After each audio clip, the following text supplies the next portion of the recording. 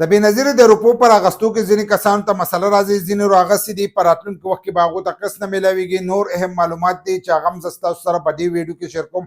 د ویډیو معلوماتي او د غریبانو دپاره یې تاسو ویډیو راوالی مخکې شیر کړئ چې نورو کسانو ته هم ورسي.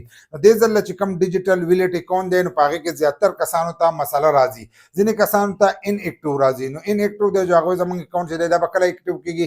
د ځینې کسانو اکټیو دی خو روپۍ چې دی دا نه راځي، ځینې کسانو ته روپۍ راغلی دي شو کېږي ورته خو روپۍ چې دی هغې د اکاونټ نه راوځي.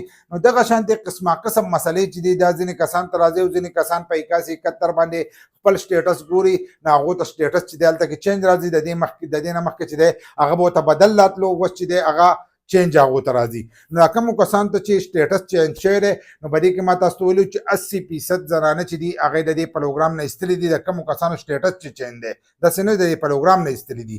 کومو کسانو سټیټس چې سنګل پټۍ ول راغلی دی نو په هغې کې 80% ایستلي دي، ځکه چې هلته کې د هغو ویریفیکیشن دوباره شوی دی، هغو یو قسط راغستی یا قسط نه دی راغستی، خو هغو به د دې پروګرام نه چې دی وځي که اکاونټ هم جوړ شوی که سیم ورته هم میلاو شوی خو د دې پروګرام نه چې دی هغه به وځي. او د هغې به تاسو ته پته څنګه لګي چې کله 8171 ویب پورټل چې دی دا اپډیټ شي نو ډایرکټ به تاسو ته هلته کې پته چې دا به تاسو ته ولګي. په هغې کې به بیا تاسو ته لیکلي چې تاسو د دې پروګرام دپاره اهل یې یا نه یې. چې کوم کسان ترې وتلي چې هغه به اهل نه یې هلته کې به تاسو ته شو شي، چې کوم اهل یې نو هلته کې به ورته ولیکي چې تاسو اهل یې. خو تاسو به د هغې پورې صبر چې دی دا به تاسو لازم کوئ، ځکه ځینې کسان بار بار تپوس کوي چې دا شو کېږي دا شو کېږي. نو صبر چې دی هغه به تاسو د هغې پورې کوئ او دا د هغو له طرفه چې دی اپډیټ کېږي. دلته تاسو ته دفتر چې دی په دفتر کې کسان تاسو ته هم د دغې معلومات چې دی دا نشي درکولی. بل لا ځینې کسانو ته ان اکټیو راځي، ځینې کسانو ته اکټیو راځي، ځینې کسانو اکاونټ اکټیو دی روپۍ پکې پرتې دي خو روپۍ چې دی دا نه راوځي. دا د څه د وجې نه راوځي؟ د دې نه مخکې موږ تاسو ته هم دا خبرې کړي دي چې دا ولې نه راوځي. اول خو ان اکټیو د هغې لپاره خو تاسو ته ویلي چې لاړ شئ خپل دغه چې دی بایومیټریک کارډ سره وکړئ چې اکټیو شي.